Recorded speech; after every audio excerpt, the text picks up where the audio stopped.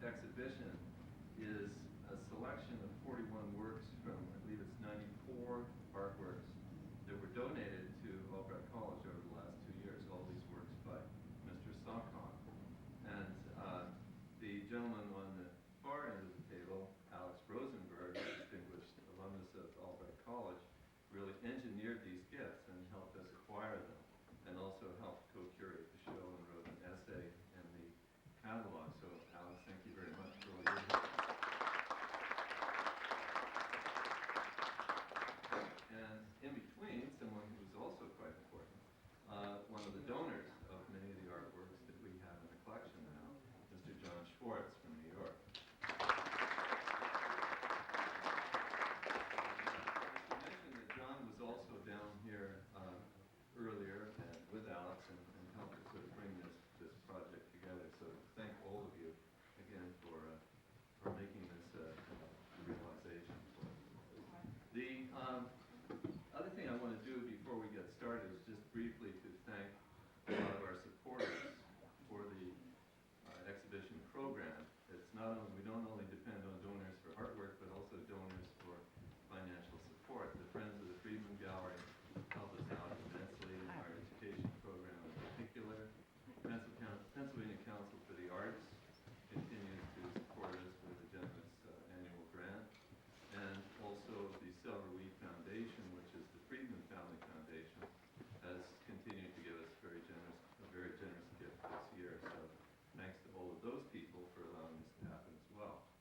Now, thanks to that type of funding, we're able to produce this brochure, and our underwriting allows us to offer to you for a very, very reasonable rate, and that is that it's free. But you must make sure that the punishment is you have to read it. But please come down to the gallery and help yourself to those later.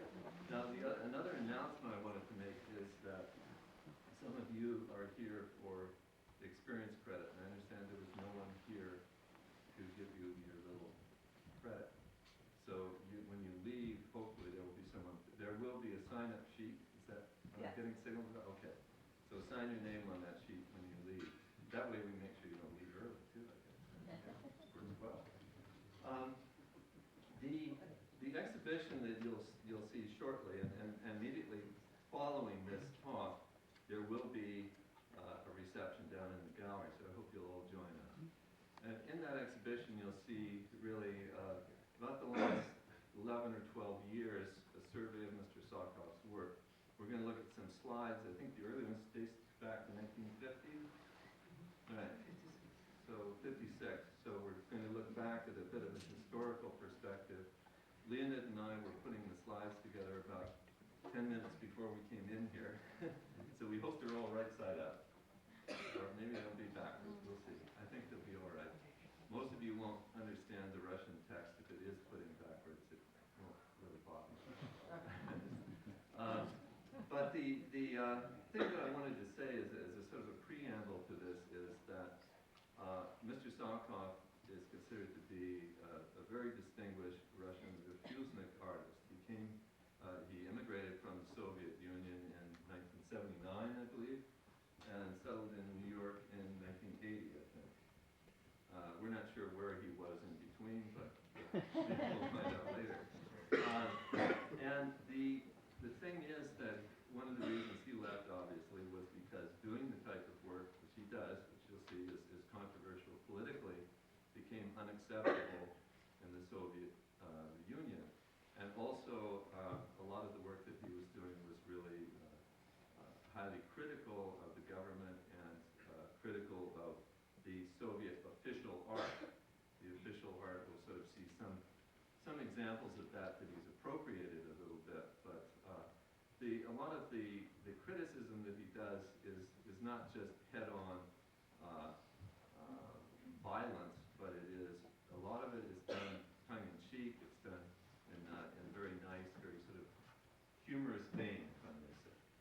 And you will see in his work that there's a great deal of a sense of toys, of play, of a sensibility that really, hopefully, will take us towards a distance of laughter as we look at it and as we chat with him. So, Lena, do you want to just tell us a little bit about, I think a lot of people would be very interested in hearing more about why you left Russia and or Soviet Union and came to settle in the States.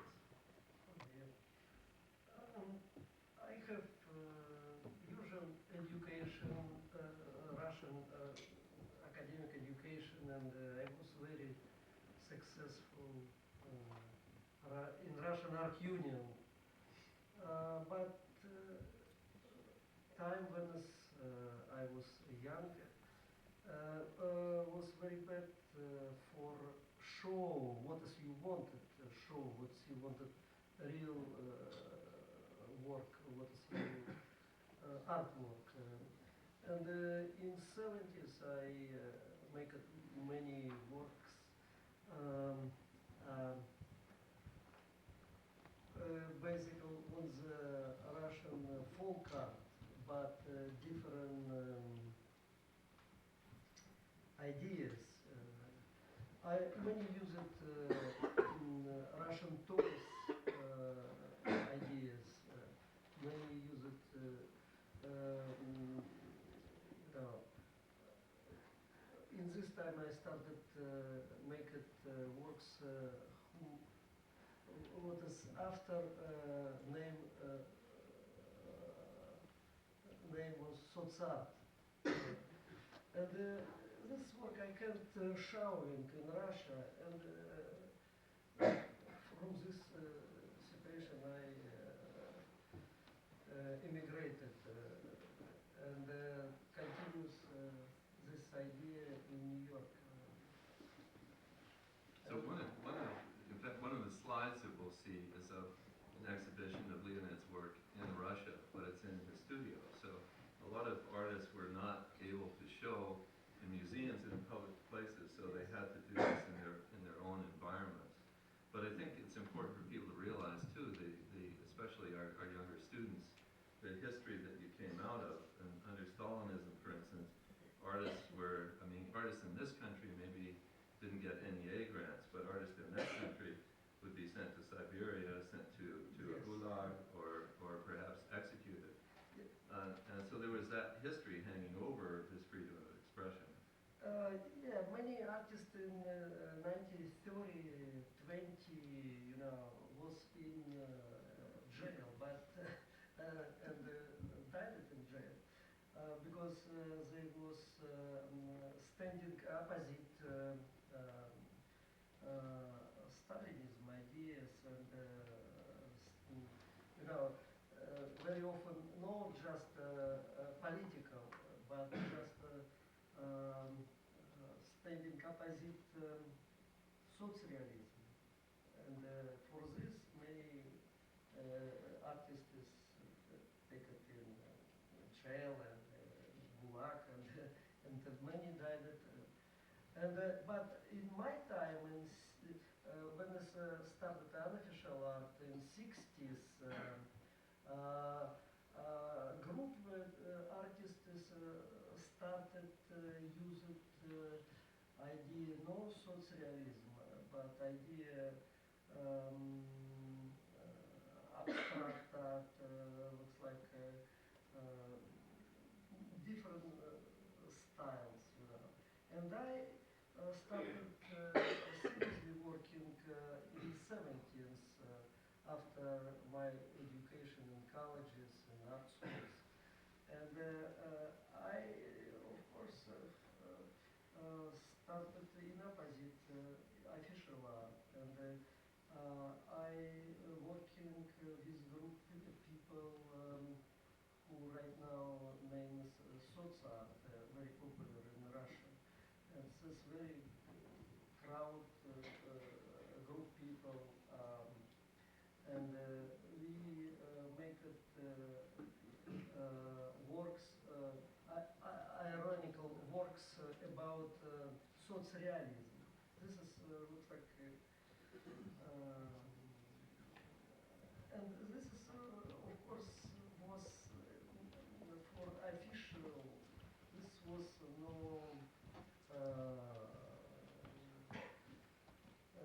No needed, and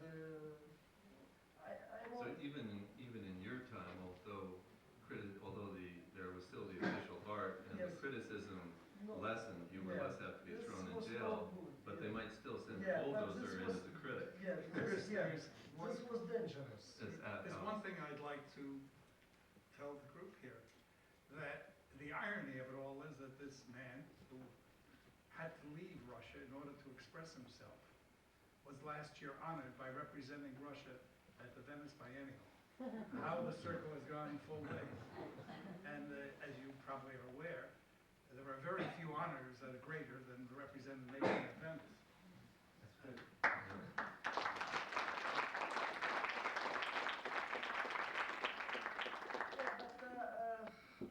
I was pretty successful, looks like, in art union, and I have very good contracts, and I have good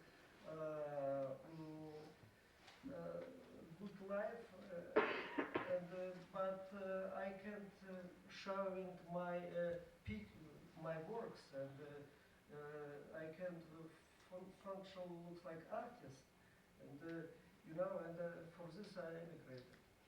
And, but right now in Russia, I pretty famous, and everybody know me. Art museum buy my my works, and I, you know, this year I representing from Alex Rosenberg. It's my representing Russia on the Venice Biennale because they like my work right now. Well, this is a ironical situation, you know. This, I should be going from Russia and living in New York 20 years, and after this I should be representing Russia in Biennale last year. Well, maybe in another 5 or 6 years you'll represent the United States in Venice. I wanted to bring John into this discussion, because I know that, John, that you met Leonette some time ago and befriended each other, and I think you sort of became friends before you started getting involved in collecting his art and so forth. Can you talk to us a bit about when you first met? Well, it's very interesting to me. I met Leonid in a strange way. I lived in the village. I was working in a garment center selling fabric because I like to bring a part of the equation to the table. And I was meeting designers, and I started to make a few dollars, and I went to school at night.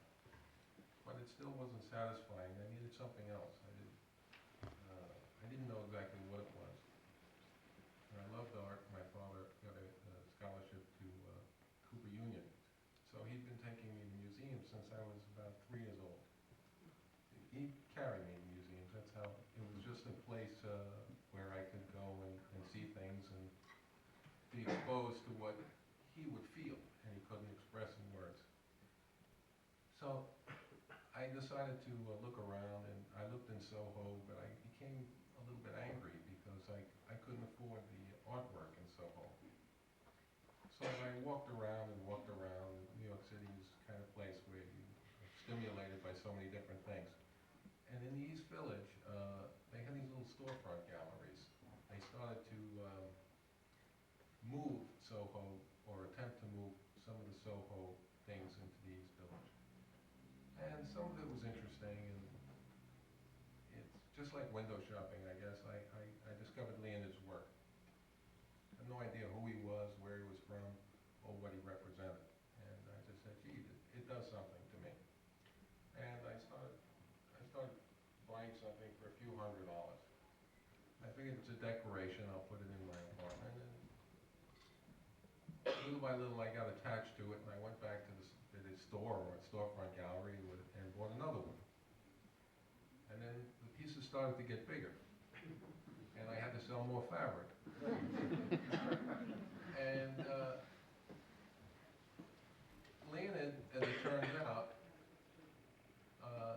arrived here, and he was, if I may say, he was doing whatever odd jobs he could find to make a living while he tried to introduce this country to what he was trying to say in the art world. So I had an interest when I learned that he was a Russian artist, because my generation, when I went to there was this Cold War going on. I had no idea what was going on in Russia. And my grandparents came from Russia. And so there was this relationship that started to develop. And then I met Leonid because I bought a piece that I actually couldn't carry home. And the kind of person he is, I can say after a 20-year relationship, he's the same now as he was then when he was doing plaster work to find odd jobs to pay his rent. He said, John, I'll help you carry it home. He came to the gallery, and he had a station wagon at the time, and we brought the work to my house, and I was overwhelmed. I said to my father, I have an artist coming to my house, and he's helping me carry the work. I don't really know how to behave. I don't know what to do, what to feed him, what to give him. I feel very strange, very uncomfortable. Anyway. Some vodka usually. Yes. Well, my dad said, take it easy, and he helped me out. And I was studying business at NYU because I went to Fashion Institute, and that's what led me to the Garment Center. I needed work to pay for my education, and after I finished FIT, I figured I better try something else. And I was never a student. I never liked school. I said, just a challenge, I'll go to NYU. So I went to NYU at night, and I got a degree in business administration. Leonid had no idea about business. He had an idea about people. He loved people. However, business and people sometimes are a little different, as you'll all find out or already know. So based on my Garment Center experience and Leonid's great artwork, we sort of collaborated on some issues about how to deal with certain galleries and people and so on. And I don't want to go on all night. It's not fair to you, but it's been a good relationship with both of us. He's a great guy, and I'm happy to be here with him. Thank you, that's very neat. Alex, maybe you could tell us a little bit about when Leonid's work first came to your attention. Before I do, at the risk of deviating a bit, as I looked at this group, I remember when Albright for the first time got an art department. In 1936, they hired a beautiful woman who had graduated and gone someplace to study art for a year and came back. And 1 hour a week first, and then 2 hours a week, there was an art department. We had no galleries, nothing. And in order to get us to go, she would be nice to us. So we had dances on Friday night, and I was only a little boy. And she would dance with me, so I would show up in art class. But I should tell you, I made a lino cut print here, which has stayed with me all my life. And for my 70th birthday, my wife had it printed for the first time. And Bob Blackburn printed it. But so I say, it's what a difference that time makes. I don't think you could have gotten this number of people in all of Berks County to come to an art. This actually used to be the Friedman Gallery, the room we're in, for those of you who don't know. Leonid Sokov is a very, very interesting artist. I have run a gallery for many years. I've seen the work of many artists. And there's something in an artist's work that attracts you. And maybe at the first you cannot define why you like a person's work. But sooner or later, if you have a skilled eye, if you've been trained, you should be able to determine what it is that brings you close to that person's work. And in Leonid's case, it is interesting. It is the struggle within him between that part of him that is Russian and that part of him that is American. And he is constantly juxtaposing the cultures of one nation against the cultures of the other. So that when you see the exhibition, you will see the humor of, for instance, Stalin leering at Marilyn Monroe. Because these are the icons of the civilizations, of the different civilizations, the different societies. You will see the expression of a man who was universal rather than Russian, whose work never became socially realistic, but who saw the world in its entirety and expressed it as he saw it. I think that is the greatness of Leonid. He has never gotten too serious. While his work is profound, you will not see that morbid effort that you see in some Russian art. And you will see a man who sits in the middle with one leg in Russia and one leg in the United States, not physically, artistically, and has not resolved that problem. And as I said in the short article I wrote, I hope he never resolves it, because in this lack of resolution is a very interesting artist. Well, now, having talked a bit about Leonid, let's look at some slides and talk about some, you may talk about some of your work. Yeah.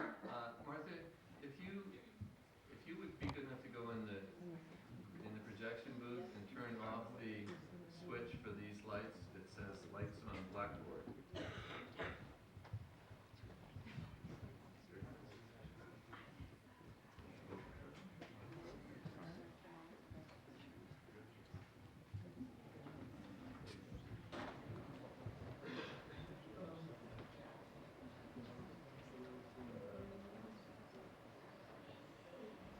You want to sit right up here? Your seats are.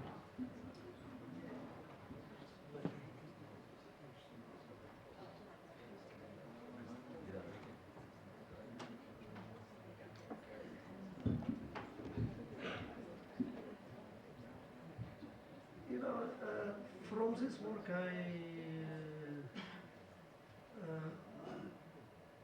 I think so started me looks like artist. This is 56. I make it. This is when I was I think 14 or 13, and this is my grandma.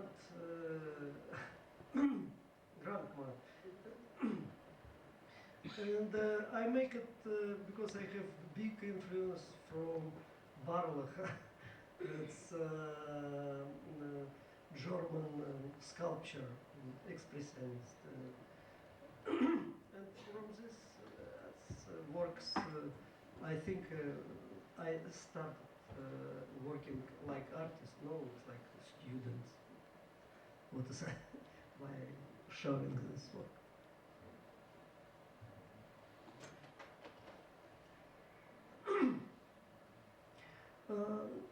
This work is 1970s. It's harp with string, and usual. This is yellow stuff. Use it in Russia. Looks like on the street, showing how people should be Directional layout. direction. Yeah, it's older stuff, and I use it. Looks like wood walls and direction for walk, and it looks like pop art but Russian style.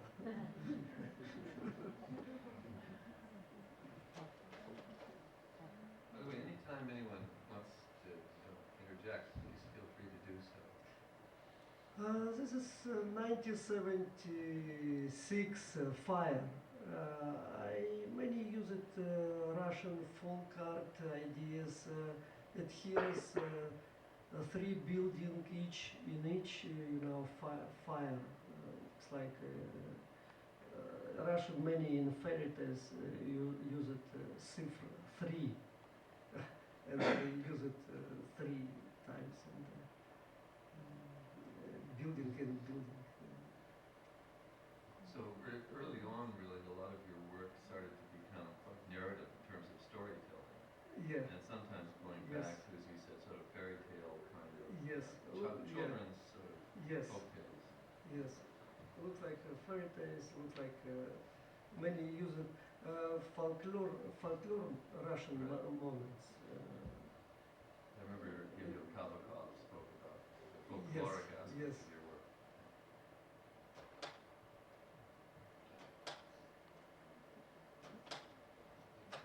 Uh-oh. Must be a Russian projector. I think it is a Russian. Did you get it?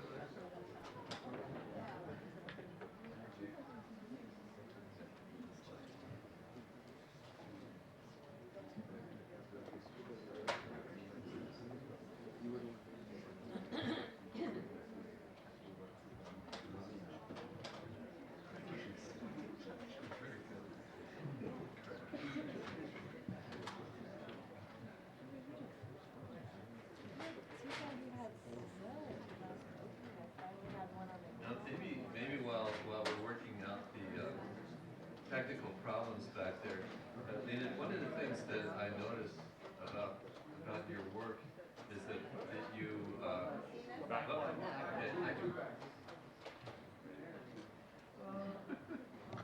I was going to say, Lena, one of the things I noticed a lot about your work is that, and it's interesting seeing the thing you did when you were, I think, 13 or 14, the wood carving, because you seem to use a lot of materials like wood and appropriate kind of style that maybe a folk artist might use to express some idea. And in fact, in some of your paintings, as we'll see in a few paintings, you appropriate almost a Soviet social realism. Is this, and of course there's the appropriation of the sort of pop imagery as well in terms of pop icons. So that in terms, I think a lot of times we tend to think of a style being, a consistent thing in terms of the way someone uses a technique. But for you, the stylistic thing really seems to be a combination, a mixture of these different elements. And it's sort of what you bring to the history of that becomes interesting. I mean, am I being fair in that, or? Yes, but many American critics about my art use it idea pop art, but in Russia never was pop art, because pop art in American is a style who happened because after war American reproduced many production, many stuff, and too much was, but in Russia never was too much stuff, this is usual. I remember people have just maybe couple shoes for their life, and everything is they fixing these shoes, something make it, and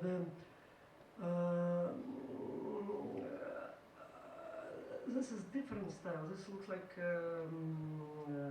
people who is I use it different folklore stuff. Look like people in my works. People who is make it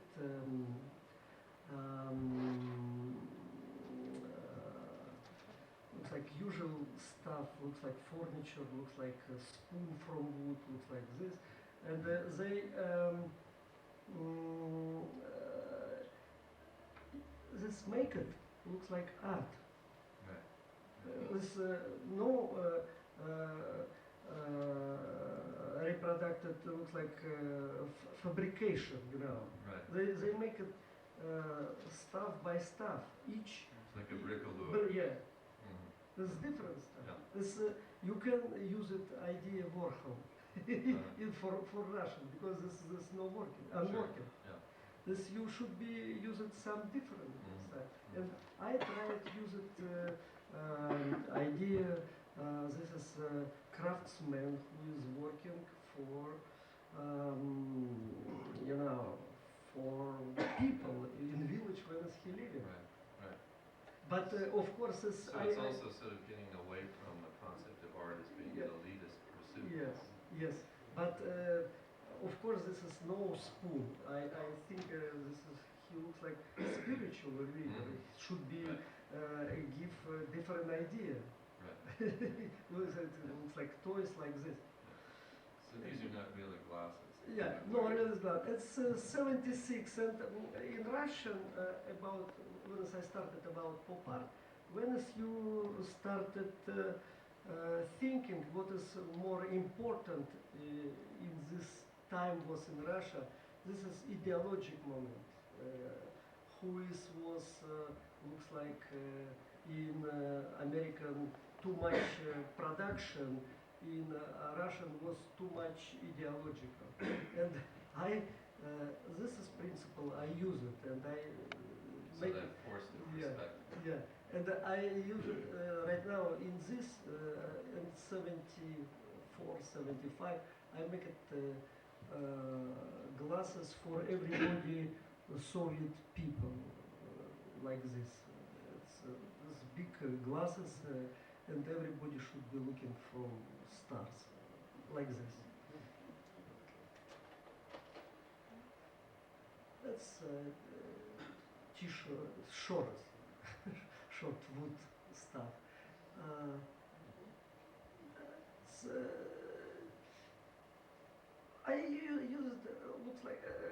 Looks like idea.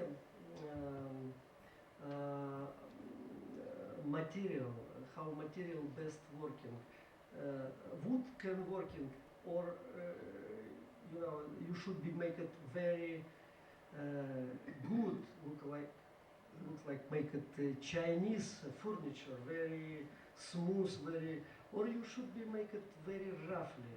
What is very characteristic for Russian wood style? This Russian.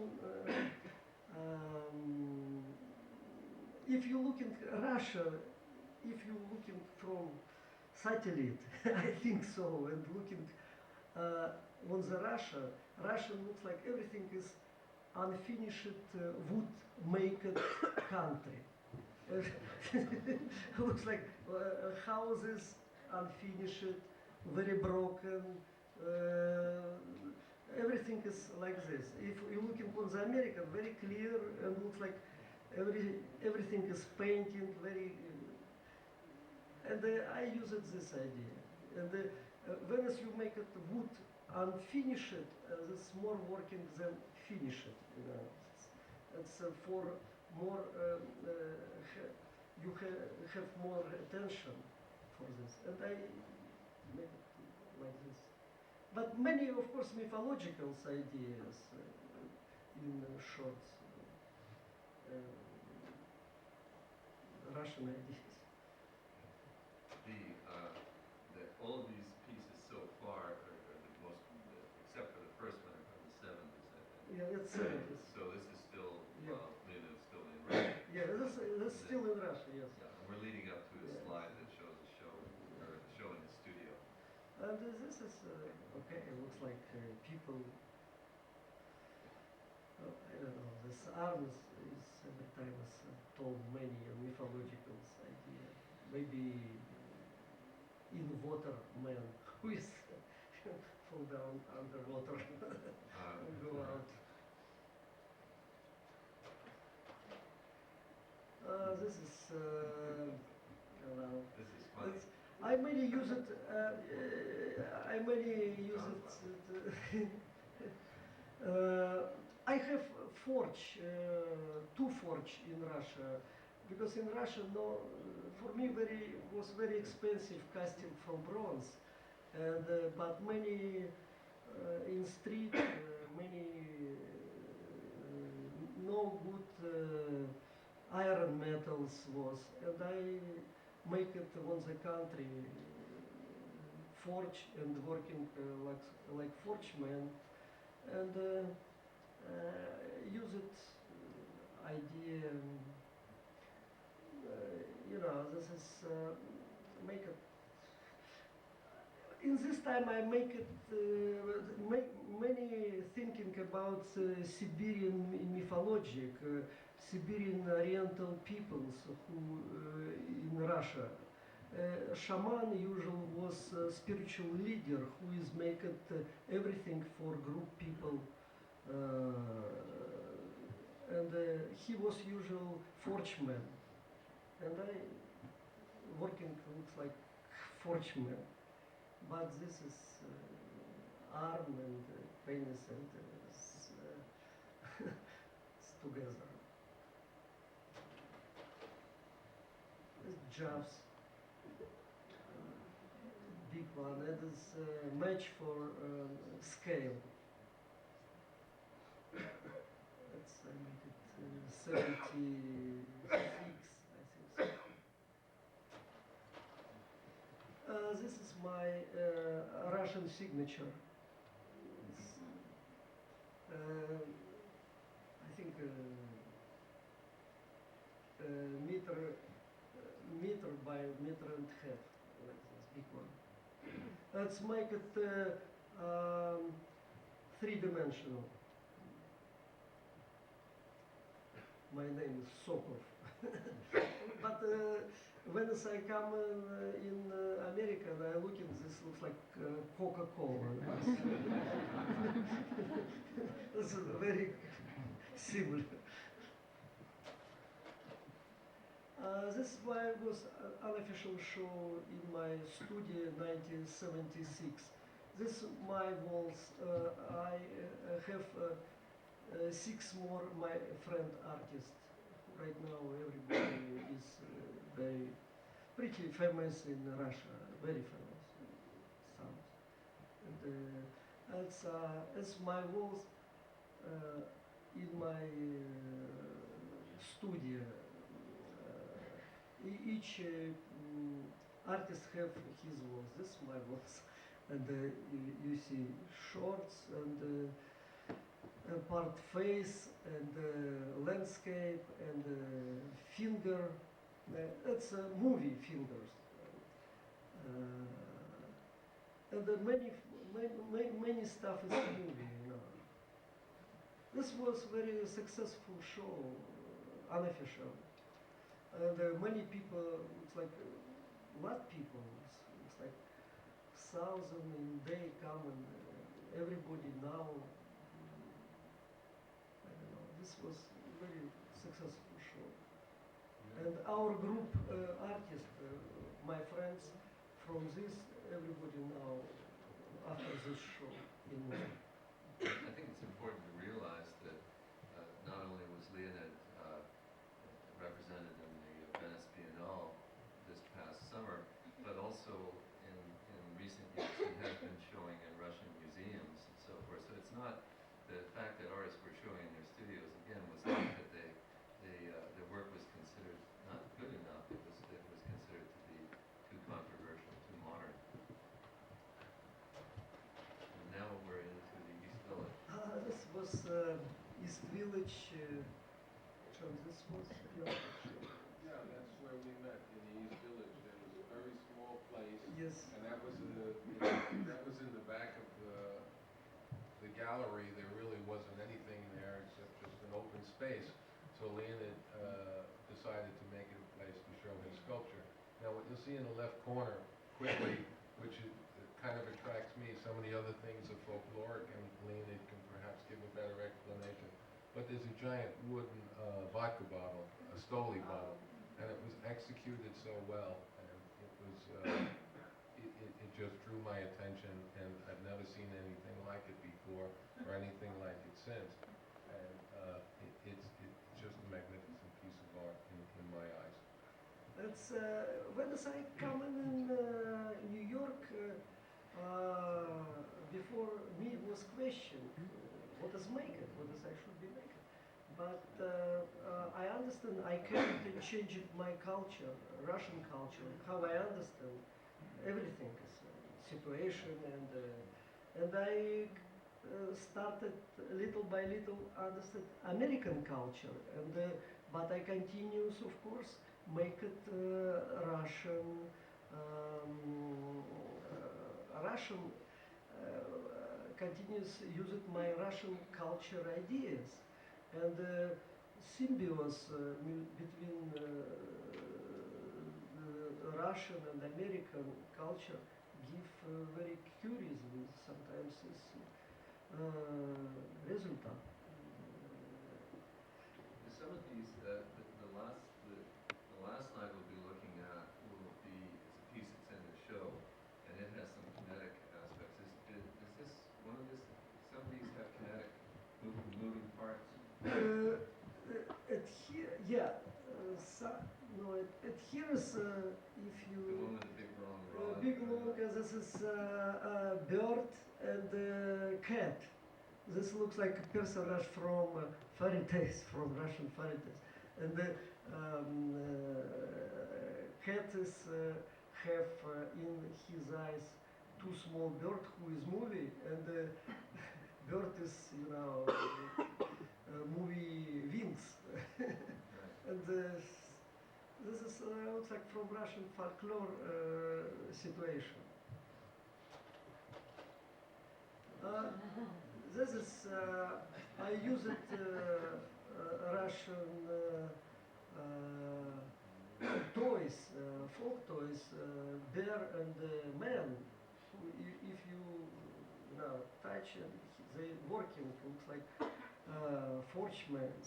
And but I started 18th I make it a series Russian leaders like historical toys, but I make it of course bigger, looks like a meter, maybe more. But this looks like historical toys, and I use it Russian idea about toys looks like man and bear, and but I make it just as Stalin and Hitler. This looks like hammering world. And this is idea about born Russian avant-garde. But this was a real idea because Russian very famous artist Tatlin one time coming in Paris in 1914, and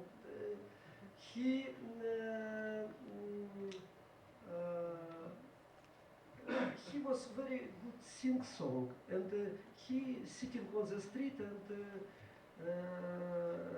player on the banjo and sing song Russian sing, you know. And Picasso pick up him in his studio, and he's looking his cubism works and living in his studio 2 weeks, and after this he's wanted working assistants Picasso, but Picasso when he recognized his artist, he kicked him from studio. But anyway, Tatlin come back in Russia, and at 16th he started making contre-relief. And And he said that he said that he invented cubism, didn't he? yes. It's, No. no. He used many Picasso Oh, I know, ideas. yeah.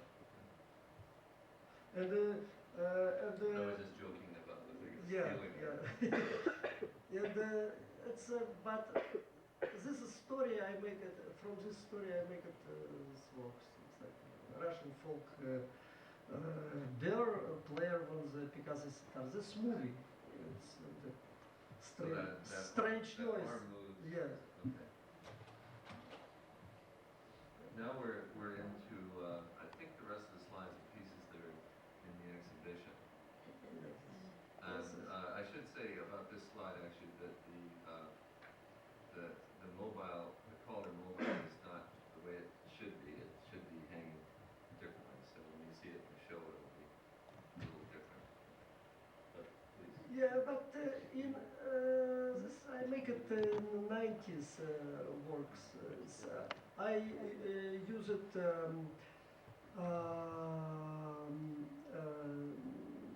I make it usual two images, culture images usually.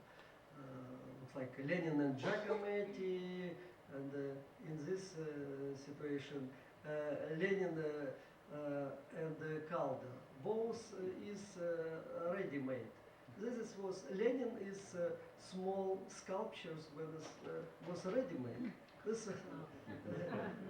that looks like meeting two.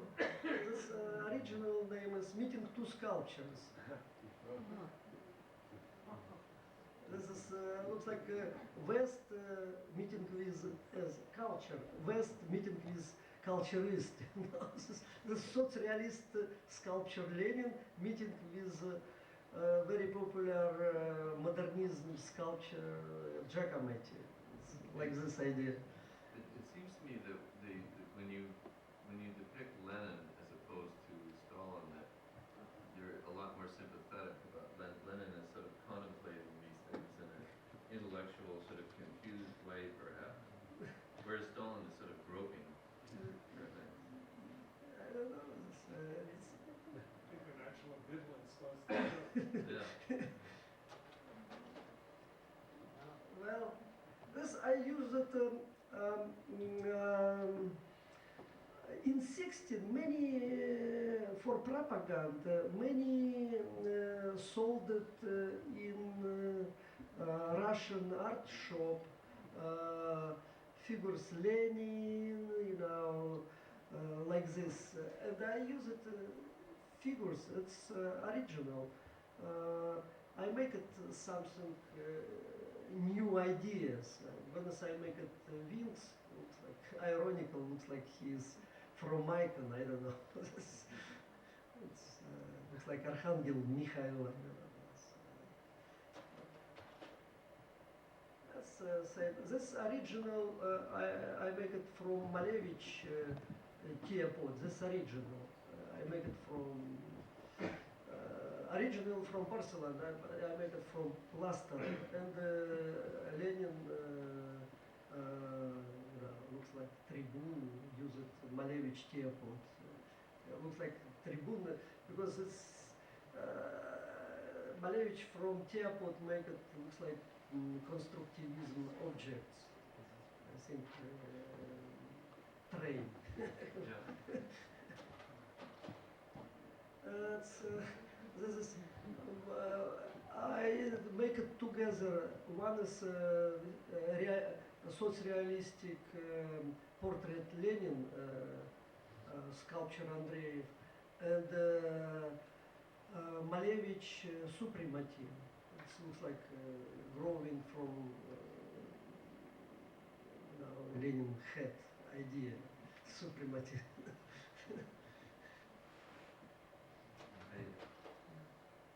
And this is very interesting, very interesting story about how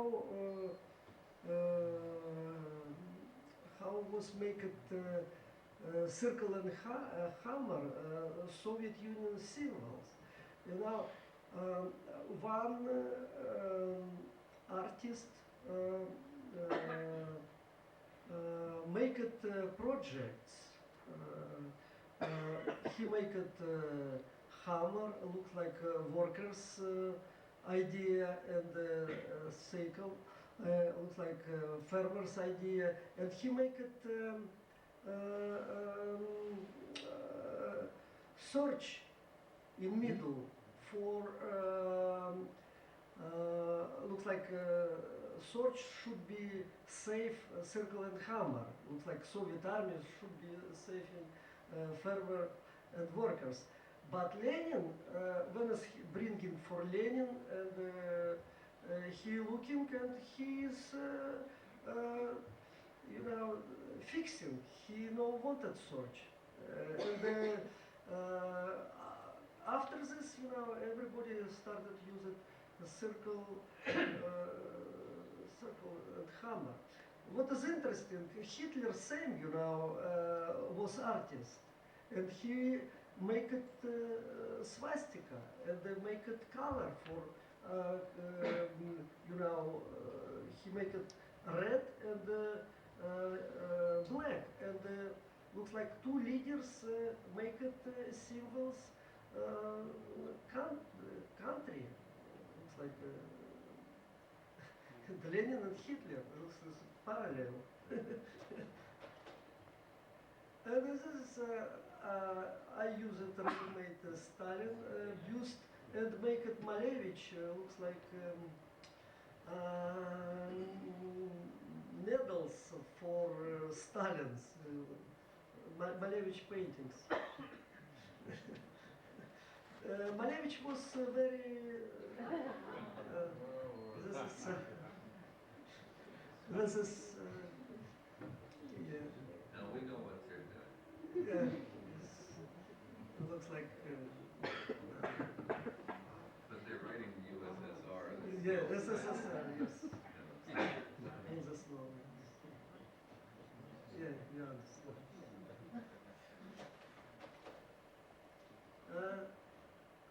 Sorry, but just to interject, this would be an example of the type of painting you would see during the days of social realism, stylistic, Yes. without the dollars. And, but this is figures hammering guy. This very famous surrealistic sculpture. This Evgeny Viktorovich Vuchetich. He was very famous surrealistic guy, and this is statues standing before United Nations, because Khrushchev made it present for United Nations. You can look in New York. And but I make it 93, and in this situation, Russia today looks like same statues, same people, but make it dollars, in Russia, in Russian landscape, usually. Well, this looks like salute and no good Russian wall. But who is what everybody use it Russian. It's,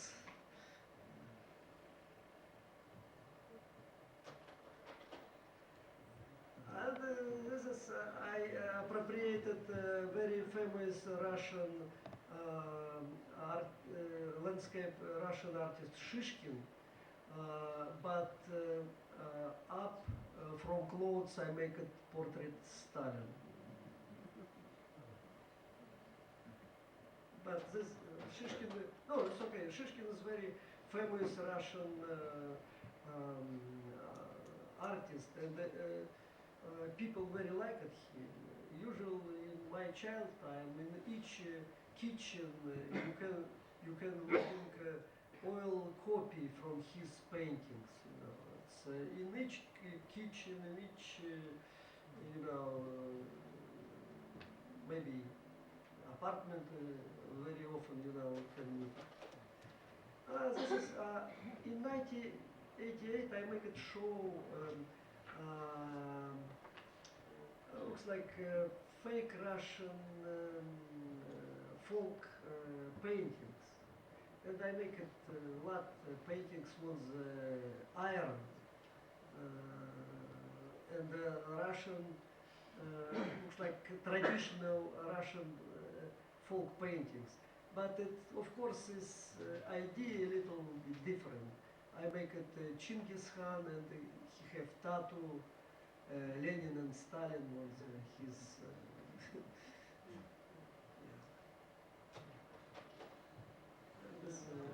This very popular. I make it 1985. It's looks like icon. Looks like two of course, this is never was, you know. But two cultures is this. The Marilyn is, of course, this mythologic figures for America, and Stalin were very mythologic figures for Soviet Union, and this looks like two person looks like you know together, and how understand people, it's like American and Russian together. It's but looks like fairy tales. There was a god and the same, and I make it. One time when I was in looking in Italy some fresco, and my gallery director told me, Leonid, why is people in fresco a little bit jumping from ground? If you look at this, I don't know why. Because they're very happy. Because they very happy, and they fighting. And because they some drinking and they happy, and they jumping from the fighting. They no feeling ground. in this posters I used this idea. they happy. They jumping and fighting a little bit from ground. Just by the way, sorry to interject, this is one of the pieces that John was nice enough to donate to us. This was the Russian flag, if you look at it.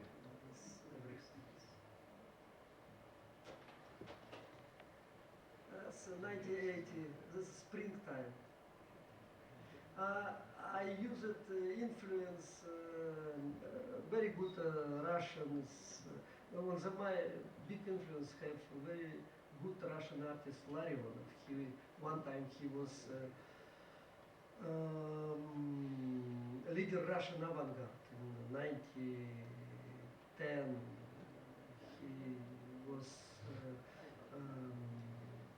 he made a couple very great Russian show in Russia, and after he come in Paris and many working for Diaghilev ballet with his wife Goncharova. They working together. And this I make it in 1994.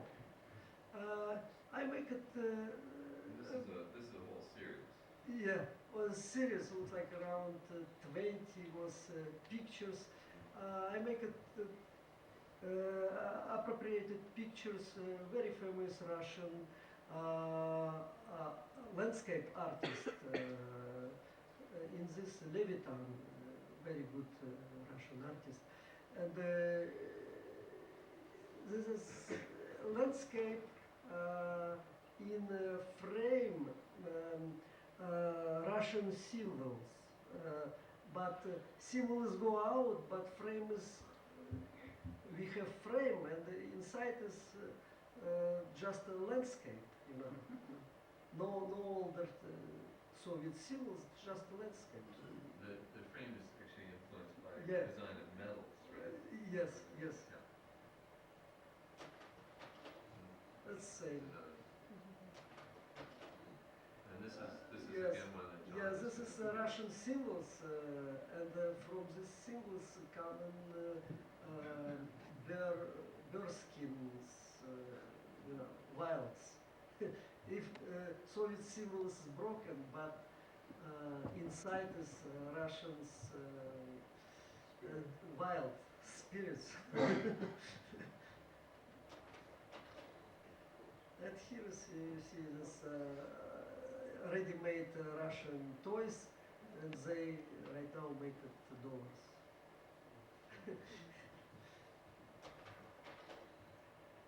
This piece, I'm sorry this slide is so bad, but this was when we were installing.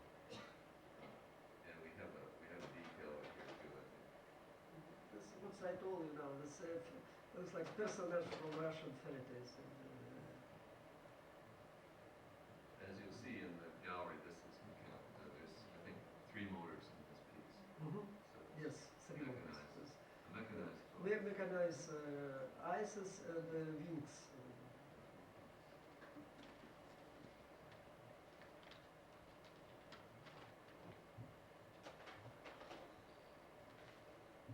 Well, thank you very much. It's been amazing. I think that we have just a few minutes for a couple of quick questions. If anyone is out there.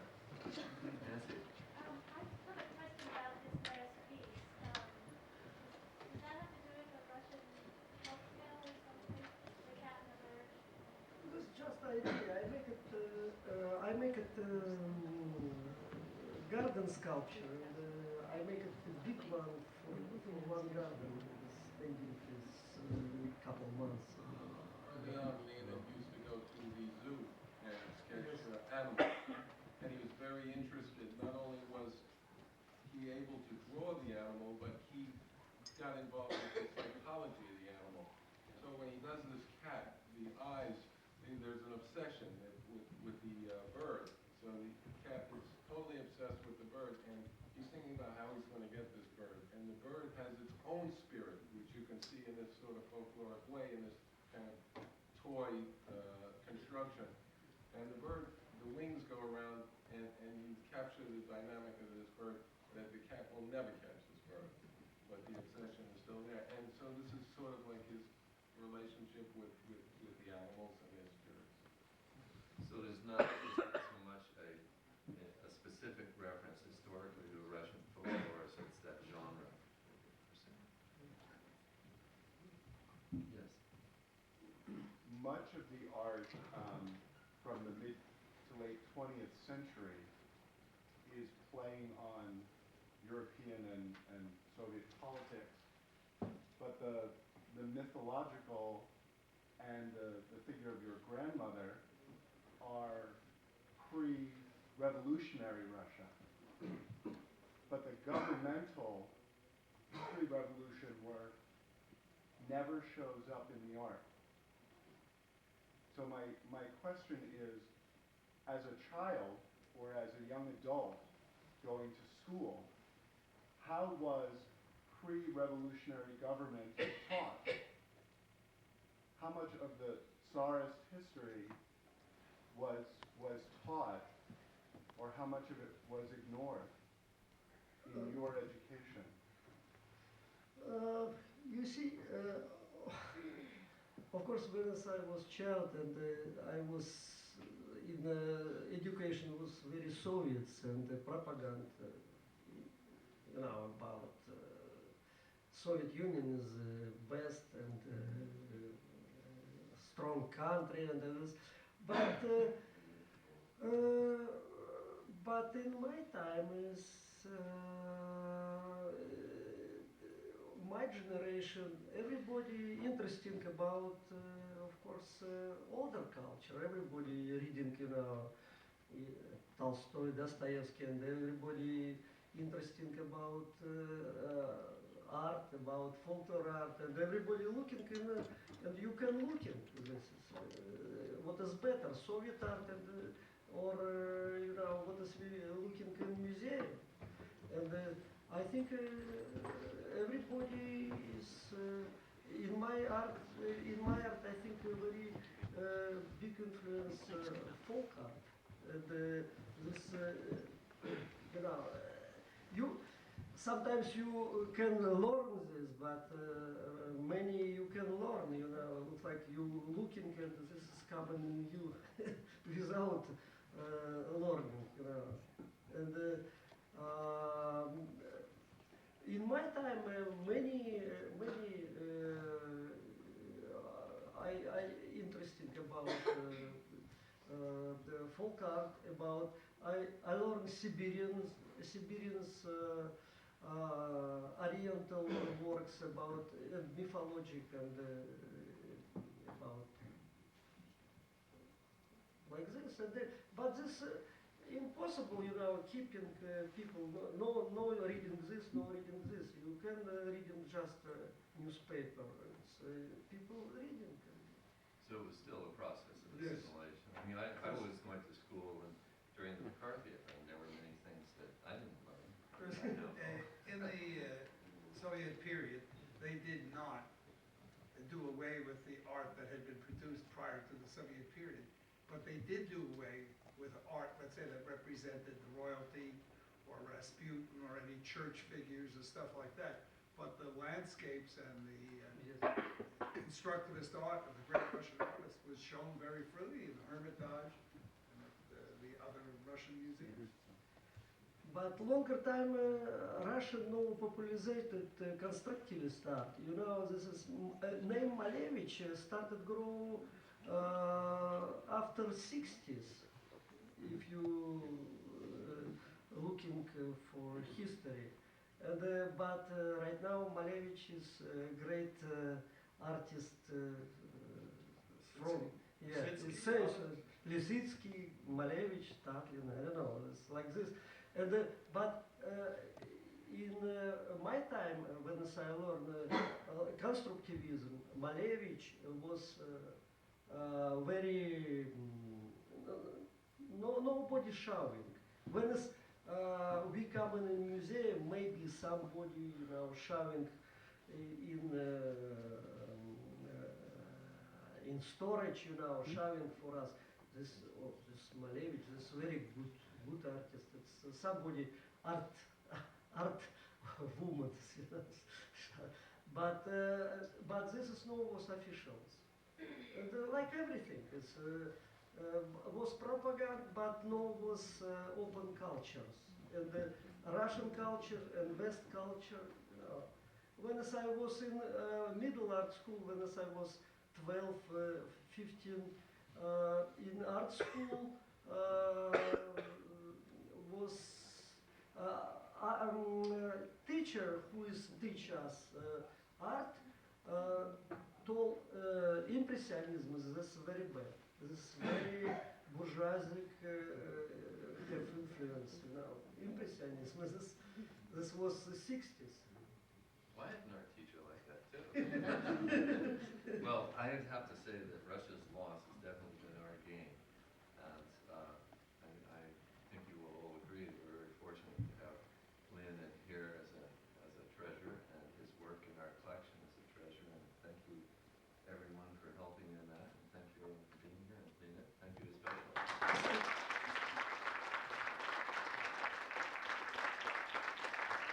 Thank you for good show. So we're getting into the chapter now in the gallery. Kristen Ranieri.